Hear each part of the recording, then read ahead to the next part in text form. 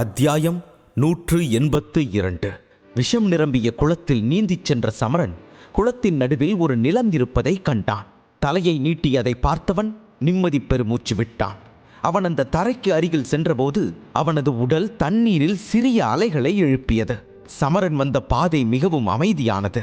ஆனால் அவன் நிலத்தின் அந்த பகுதியை அடையும் போது திடீரென்று சில நீர்த்துளிகள் வானில் இருந்து சொட்டு சொட்டாக அந்த குளத்தில் விழ ஆரம்பித்தன. இந்த துளிகள் குளத்தில் திடீரென விழுந்ததால் சமரன் உள்ளுக்குள் கொஞ்சம் பீதியடைய ஆரம்பித்தான். பிறகு விழும் துளிகளை நோக்கி அவன் கண்களை திருப்பியவுடன் சட்டென்று அவன் கண்கள் பயத்தால் விரிந்தன. அந்த துளிகள் குளத்தில் விழுந்தவுடன் திடீரென்று ஒரு பெரிய பச்சை பாம்பு குளத்தின் அடிப்பகுதியில் இருந்து வெளியே வந்ததை சமரன் பார்த்தான். சமரனை ஒரே பார்வை பார்த்த அது தன் பெரிய மற்றும் கூர்மையான பற்களால் அவனை தாக்க பாய்ந்தது. அந்த ஆபத்தான மற்றும் பெரிய பாம்பு தன்னை நோக்கி வருவதை பார்த்த சமரன், செத்த, இந்த சிறிய குளம் ரொம்பவே ஆபத்தானதா இருக்கு என்று பீதியுடன் சொன்னான். பின் உடனடியாக தண்ணீரில் தன் கையை அடித்தான் சமரன். அதனால் தண்ணீர் தெறிக்கும் சத்தம் கேட்டது. அந்த தண்ணீர் துளிகள் குதித்து எங்கும் பரவத் தொடங்கின. தனக்கு பின்னால் இருக்கும் ஆபத்தை இப்போது தெளிவாக உணர்ந்து கொண்ட சமரன் மிக வேகமாக அந்த நிலத்தை நோக்கி நகர ஆரம்பித்தான். மேலும் சமரனுக்கு சற்று பின்னால் இன்னும் சத்தமாக தண்ணீர் தெறித்தது.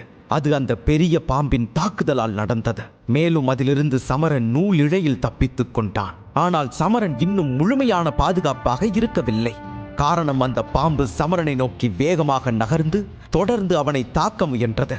அதிலிருந்து சமரன் எப்படியோ தப்பித்துக் கொண்டிருந்தான். இறுதியாக சமரன் நிலத்திலிருந்து சுமார் 100 மீட்டர் தொலைவில் இருந்தபோது அவன் திரும்பி பார்த்தான். அப்போது அந்த பெரிய ஆபத்தான பாம்பு அவனுக்கு பின்னால் மீண்டும் தாக்குவதற்காக வாயை திறந்தது. அந்த பாம்பு வாயை திறப்பதைக் கண்ட சமரனின் முகத்தில் இம்முறை எந்த பதட்டமும் தென்படவில்லை.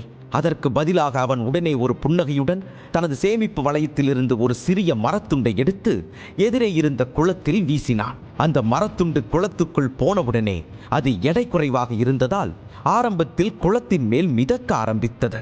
ஆனால் அந்த மரத்துண்டானது குளத்தில் இருந்த விஷத்தால் திடீரென உருக ஆரம்பித்ததை சமரன் கவனித்தான். அது முழுவதுமாக கரைவதற்குள் சமரன் உடனடியாக அதன் மீது பாய்ந்து தனது கால்களை உதைத்தான். குளத்திற்குள் சத்தமில்லாமல் ஒரு சிறிய வெடிப்பு ஏற்பட்டது. அதனால் பாம்பிடமிருந்து சற்று தொலைவிற்கு சமரனால் நகர முடிந்தது. அவன் பழையபடி நீந்த ஆரம்பித்தான். மீண்டும் போட்டி வேகமாக நகரத் தொடங்கியது. இவ்வாறே தொடர்ந்த சமரன் தன் உயிரை பாம்பிடமிருந்து காப்பாற்றி எதிரில் இருந்த நிலத்தை எளிதில் அடைந்தான். தரையை அடைந்தவுடன் சமரன் ஆழ்ந்த மூச்சை எடுத்து படபடப்பை கட்டுப்படுத்தி கொண்டான். அதன் பின் உடனே திரும்பி பார்த்தான். பின்னால் தண்ணீரில் நீந்திக் கொண்டிருந்த அந்த பெரிய பாம்பு தரையில் இருந்து 10 மீட்டர் தூரத்தில் திடீரென நின்றுவிட்டது. அப்போது அதன் முகத்தில் ஏதோ ஒரு வித்தியாசமான பயம் தோன்றியது. இந்த பயத்தின் காரணமாக அந்த பாம்பு உடனடியாக திரும்பிக் கொண்டு வாளை யாட்டியபடி குளத்தினுள் திரும்பிச் செல்லத் தொடங்கியது. அந்த பாம்பு திரும்பிச் செல்வதற்கு முன் தன் கோபமான கண்களால் சமரனை வெறித்து பார்த்தது. இதை கண்ட சமரன் வற்புறுத்தலுடன் திரும்ப முடிவு செய்தான். பாம்பு திரும்பிச் சென்ற சில நிமிடங்களில் அந்த குளம் மீண்டும் அமைதியடைந்தது. மேலும் அதில் இருந்த கலவரமும் முற்றிலும் நின்று போனது. இதை உணர்ந்த சமரன் நிம்மதி பெருமூச்சு விட்டான். பிறகு தன்னை கட்டுப்படுத்தி கொண்டு அந்த நிலத்தை பார்க்க ஆரம்பித்தான். அந்த நிலம் மிகவும் பெரியதாகவும் அதில் நிறைய மூங்கில் மரங்களும் சில செடிகளும் இருப்பதை சமரன் கண்டான். இங்கு மூங்கில் மரங்கள் அதிகமாக இருந்ததால் அவற்றிலிருந்து ஒரு காடு உருவாகி அந்த இடம் பசுமையுடன் மிகவும் அழகாக காட்சியளித்தது. அப்போது சமரன் திடீரென்று ஒரு விசித்திரமான வாசனையை உணர்ந்தான். அதை உள்ளிழுத்த சமரன், இது தெய்வீக ஒளியோட வாசனை. குருவே, அப்படின்னா தெய்வீக ஒளி அது இங்கதான் எங்கேயோ மறைஞ்சிருக்கு என்றான். தன்னை சுற்றியுள்ள தெய்வீக ஒளியை புரிந்து கொள்ள ஆரம்பித்த சமரன் இப்போது அந்த தெய்வீக ஒளியின் திசையை நோக்கி நகர்ந்தான். அந்த நறுமணம் சமரனின் கண்களில் ஒரு வித்தியாசமான நெருப்பை ஏற்றியது. ஒரு கணம் விசித்திரமான உணர்ச்சி அவனது இதயத்தில் பிரகாசிக்கத் தொடங்கியது. சமரன் அந்த தெய்வீக ஒளியை எப்படியாவது என்ன செய்தாவது பெற விரும்பினான். அதற்காக எல்லா விதமான முயற்சிகளையும் செய்ய தயாராக இருந்தான். எப்படியும் சமரன் இந்த ஒளிக்காக அதிக சிரமப்பட்டான் என்பது வெளிப்படையானது. அதனால் நடந்த பிரச்சனையால் எல்லாம் அவன் அதிகம் கவலைப்படவில்லை. ஏனென்றால் தெய்வீக ஒளியை அடைவது எளிதல்ல என்பதை அவன் முன்பே அறிந்திருந்தான். அப்போது திடீரென அவன் உடலில் எரிந்து கொண்டிருந்த வெள்ளை ஒளி மெல்ல மறையத் தொடங்கியது. அது முற்றிலும் மறைந்தவுடன் சமரன் வர்ணமித்திரரின் குரலை கேட்டான். சமரா, ரொம்ப கவனமாயிரு. உனக்கு தெரியாததில்ல, ஒருவேளை நாகராணி வாசுகியும் இந்த நிலத்துல இருக்கலாம்.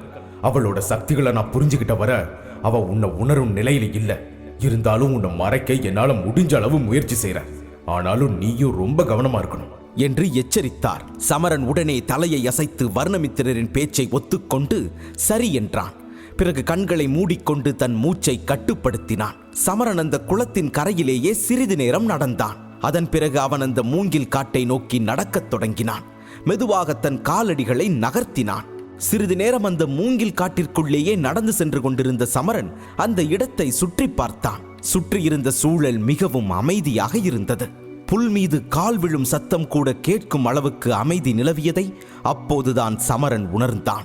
வர்ணமித்திரர் சமரனிடம் பாதையை பற்றி எதுவும் சொல்லாவிட்டாலும் சமரன் காற்றில் பரவிய தெய்வீக ஒளியின் நறுமணத்தை பின்தொடர்ந்து சரியான பாதையை நோக்கி நடந்தான். பின் மெதுவாக நடந்து சில சிறிய பாதைகளை கடந்து சமரன் மற்றொரு சிறிய பாதையை அடைந்தபோது தனக்கு முன்னால் இருந்த ஒரு தனி இடத்தில் மூங்கில் மரங்கள் வெட்டப்பட்டு இருப்பதை கண்டான்.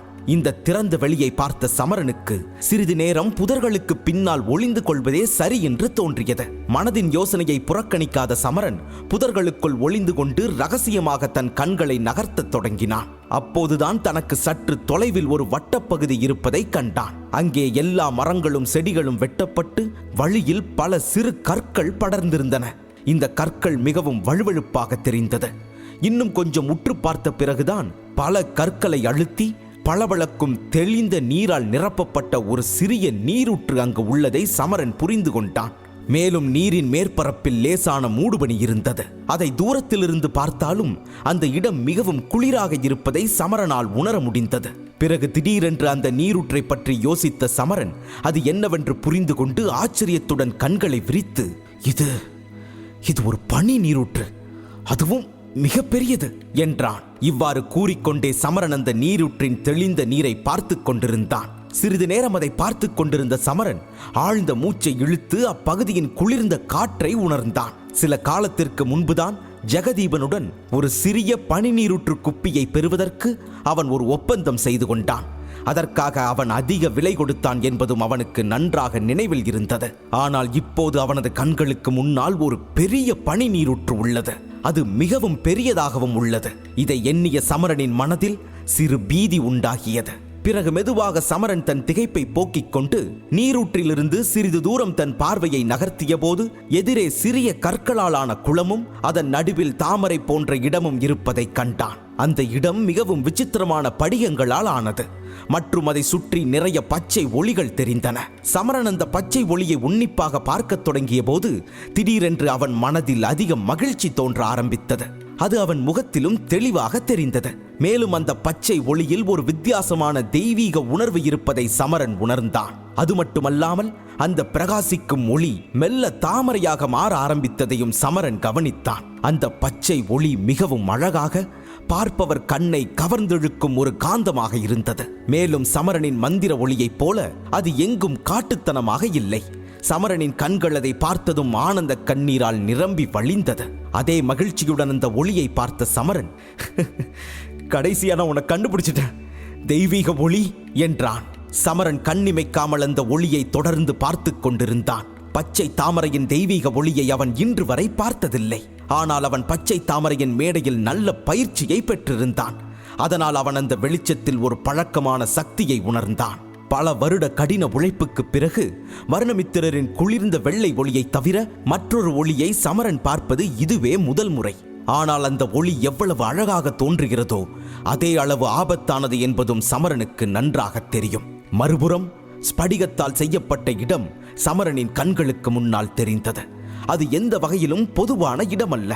அந்த இடத்திலிருந்து அந்த பச்சை ஒளி நழுவத் தொடங்கும் போதெல்லாம் ஒரு வெள்ளை ஒளி சக்தி அந்த தெய்வீக ஒளியை மீண்டும் இழுத்து நடுவில் கொண்டு வருவதை சமரன் பார்த்தான். அதன் பிறகு சமரன் மீண்டும் அந்த காட்சியை உன்னிப்பாக கவனித்தான். அந்த தெய்வீக ஒளி பிரகாசமாக பிரகாசிக்கத் தொடங்கும் போதெல்லாம் அதற்கு முன் வைக்கப்பட்டிருந்த பனி நீரூற்று திடீரென்று தன் குளிர்ச்சியை குறைத்துக் கொள்ளத் தொடங்கியது. தாமரை போன்ற இடத்தில் பனி நீரூற்றின் சக்தியை பயன்படுத்தி அந்த தெய்வீக ஒளியை வாசுகியால் கட்டுப்படுத்த முடிந்ததை கண்ட சமரன் சிறிது நேரம் திகைப்பில் ஆழ்ந்தான். அது அவனை கொஞ்சம் யோசிக்க தூண்டியது.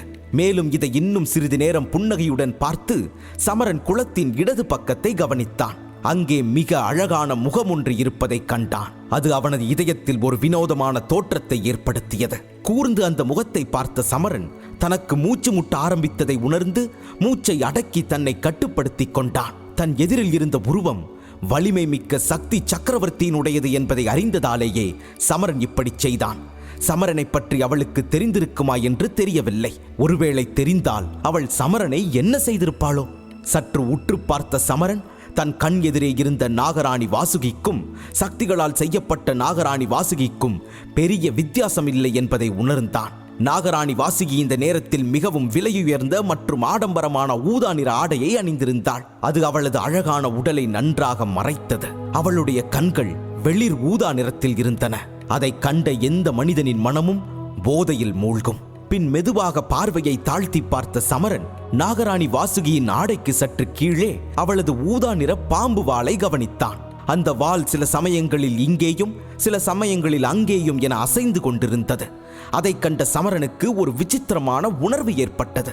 இந்த நேரத்தில் நாகராணி வாசுகி குளத்தின் நடுவில் இருந்த அந்த பச்சை ஒளியைத்தான் தன் அழகிய கண்களால் பார்த்து கொண்டிருந்தாள். ஒளிரும் ஒளியை பார்த்த வாசுகியின் ஊதா நிற கண்களில் நெருப்பு எரிந்து கொண்டிருந்தது. அப்படியே நீண்ட நேரம் அந்த பச்சை தெய்வீக ஒளியை பார்த்து கொண்டிருந்த நாகராணி வாசுகி தலை குனிந்து பெருமூச்சு விட்டபின் தலையை உயர்த்தி வானத்தை பார்க்க ஆரம்பித்தாள். வானத்தை பார்த்து கொண்டிருந்த வாசுகி ஏதோ ஒரு சமிக்கைக்காக காத்திருப்பதைப் போல இருந்தது. மேலும் அடுத்த சில கணங்களிலேயே அவள் எதிர்பார்த்த அந்த சமிக்கை கிடைத்தவுடன் பாம்பு போன்ற வாளை அசைத்து நேரமாயிடுச்சு போல இருக்கு என்றாள். இதை மெதுவாக சொன்னாலும் நாகராணி வாசுகியின் கண்களில் ஒரு தயக்கம் தோன்றியது.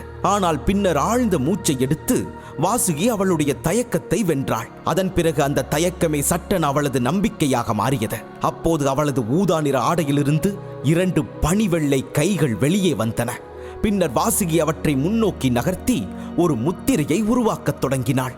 நாகராணி வாசுகி தன் கைகளை நீட்டி முத்திரையை போட்டவுடன் அந்த ஸ்படிகத்தாலான இடம் திடீரென அதிர ஆரம்பித்ததை சமரன் பார்த்தான். பின்னர் ஒரு நொடியில் அதை சுற்றியுள்ள தெய்வீக ஒளியை தடுத்து நிறுத்திய வெள்ளை ஆற்றல் மறைந்தது.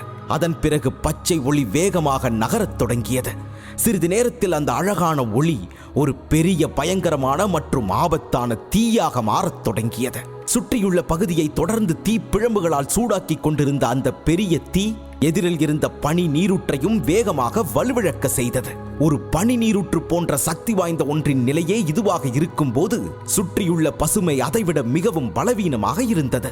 அதனால் அந்த பகுதியை சுற்றி நடப்பட்டிருந்த மூங்கில் மரங்களும் சிறு செடிகளும் கண்ணிமைக்கும் நேரத்தில் எரிந்து சாம்பலாகிவிட்டன.